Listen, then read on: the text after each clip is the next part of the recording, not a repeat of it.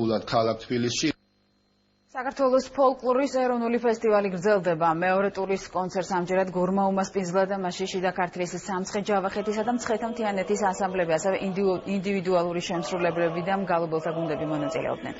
ფესტივალი ფოლკლორის ეროვნული ცენტრის ორგანიზებით ტარდება და ყველა რეგიონს მოიცავს. მისი მიზანი ეროვნული კულტურის და ფოლკლორის წარმოჩენა შენარჩუნებაა.